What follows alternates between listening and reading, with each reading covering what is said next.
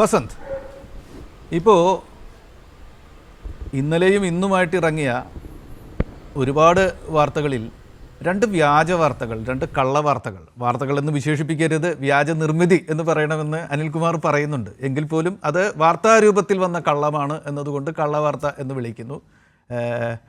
അതാണ് നമ്മൾ ചർച്ച ചെയ്തത്. ഒന്ന്, 3 ഗവർണർമാരെ, ഓഫ് കോഴ്സ് അവർ BJP നേതാക്കളും കേരളത്തിൽ നിന്നുള്ളവരുമാണ്, അവരെ മുഖ്യമന്ത്രി അത്താഴ വിരുന്നിന് ക്ഷണിച്ചു എന്നൊരു വാർത്ത. അത് ഗോവ രാജ്ഭവൻ തന്നെ നിഷേധിച്ചു. ഒപ്പം തന്നെ മുഖ്യമന്ത്രിയുടെ കുടുംബാംഗങ്ങൾ വിഴിഞ്ഞം തുറമുഖ സന്ദർശന വേളയിൽ അവിടെ നടന്ന അവലോകന യോഗത്തിൽ സന്നിഹിതരായിരുന്നു എന്നൊരു വാർത്ത. ഈ വാർത്ത കൊടുക്കുകയും അതേക്കുറിച്ച് ചർച്ചകൾ നടക്കുകയും ചെയ്യുകയാണ്. ഇത് മാധ്യമങ്ങൾക്ക് തെറ്റാറുണ്ട്.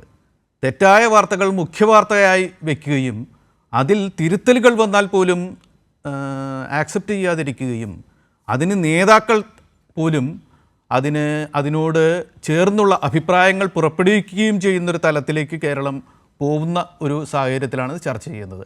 ഈ 2 വാർത്തകളെക്കുറിച്ച്, ഗവർണർമാരെ അത്താഴ വിരുന്നിന് വിളിച്ചു എന്ന വാർത്തയെക്കുറിച്ച്, മുഖ്യമന്ത്രിയുടെ കുടുംബാംഗങ്ങൾ വിഴിഞ്ഞം തുറമുഖത്തിൻ്റെ അവലോകന യോഗത്തിൽ പങ്കെടുത്തു എന്ന വാർത്തയെക്കുറിച്ച് വസന്തിന് എന്ത് പറയാനുണ്ട്?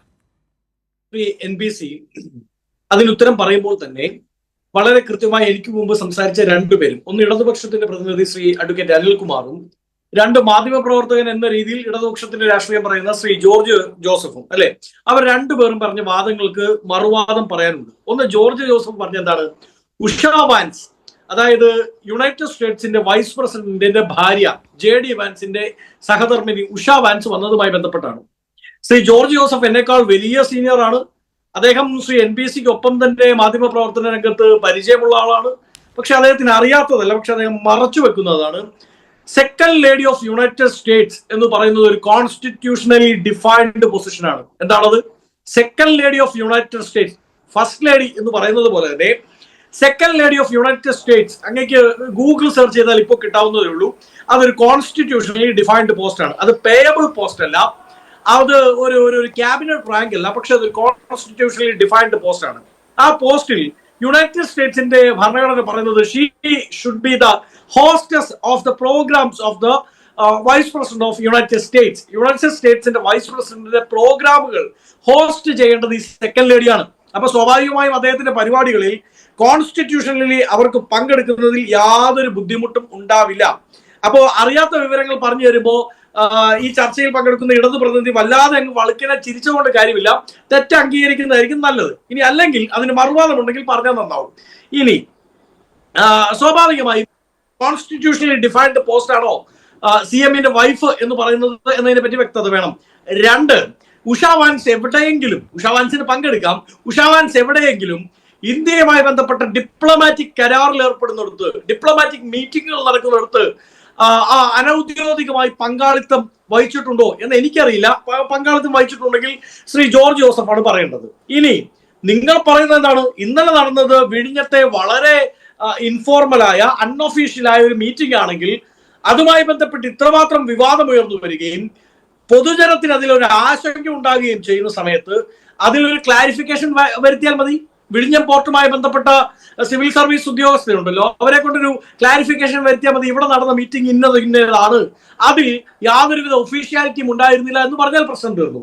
ഈ 2ാമത് ശ്രീ അനിൽകുമാറിന്റെ ഒരു വാദത്തിനുള്ള ഉത്തരം. അദ്ദേഹം പറഞ്ഞ എന്താണ്, ഈ പറയുന്ന ഗവർണർമാരെ ഈ യോഗത്തിലേക്ക് വിളിച്ചു, അവർ വരുന്നില്ല എന്ന് വാർത്തകൾ വന്നു. നിങ്ങൾ കണ്ടതാണല്ലോ കേന്ദ്ര ധനകാര്യ വകുപ്പ് മന്ത്രിയുമായി ബന്ധപ്പെട്ടുള്ള ആരോപണം. അവരെ പോയി കാണേണ്ടത് രാജ്യത്തിന്റെ ആവശ്യമല്ലേ, സംസ്ഥാനത്തിന്റെ ആവശ്യമല്ലേ? നയതന്ത്രപരമായി ഡിപ്ലോമാറ്റിക്കലി രാജ്യത്തിന്റെ ധനകാര്യ വകുപ്പ് മന്ത്രിയുമായി സംസാരിക്കേണ്ടത് നമ്മുടെ ആവശ്യമല്ലേ? ആണ്, സംശയമൊന്നുമില്ല, സംസാരിക്കണം, അവരുമായി സംസാരിക്കണം, അവരുമായി ഡിപ്ലോമാറ്റിക് റിലേഷൻ കീപ്പപ്പ് ചെയ്യണം, അവരുമായി എന്തെങ്കിലും പ്രശ്നങ്ങൾ ഉണ്ടെങ്കിൽ അത് പറഞ്ഞു തീർക്കണം, പറഞ്ഞു തീരുന്നില്ലെങ്കിൽ നിയമപരമായി മുമ്പോട്ട് പോകണം.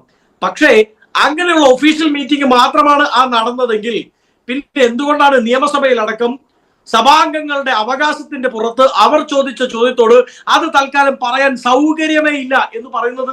അതൊരു ഒഫീഷ്യൽ മീറ്റിംഗ് ആണെങ്കിൽ, ഈ സംസ്ഥാനത്തെ സാമ്പത്തിക പ്രതിസന്ധിയുമായി ബന്ധപ്പെട്ടാണ് സംസാരിച്ചതെങ്കിൽ അത് തുറന്നു പറയുന്നതിന് എന്താണ് പ്രശ്നം? ഇനി മൂന്നാമത് ശ്രീ NPC, ഞാൻ അക്സെപ്റ്റ് ചെയ്യാണ്, കപട വാർത്തകൾ, വ്യാജ വാർത്തകൾ ഈ സംസ്ഥാനത്ത് എല്ലാവർക്കും എതിരെ വരുന്നുണ്ട്.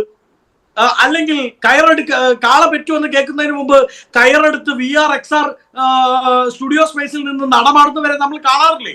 ഉണ്ടെന്നേ. അത് ഈ റീസെന്റ് ട്രെൻഡാണ്. അത് ജേർണലിസം ഒരു സർക്കസായി മാറിയിരിക്കുന്ന ഒരു കാലഘട്ടത്തിലാണ് ഞാനും NPCയും ജീവിക്കുന്നത്. NPCയുടെ തുടക്കകാലത്തെ പോലെ അല്ല ഇപ്പോൾ. എന്താണ്? അതൊരു സർക്കസ് ആണ്, ഒരു ഗിമ്മിക്കാണ്. അങ്ങനെ ആ ഗിമ്മിക്കുമായി അവർ മുമ്പോട്ട് പോകുമ്പോൾ സർക്കാരിന് അതിൽ മുറിവേറ്റിട്ടുണ്ടെങ്കിൽ നിയമപരമായി നേരിടണം എന്ന് തന്നെയാണ് എന്റെ പക്ഷം.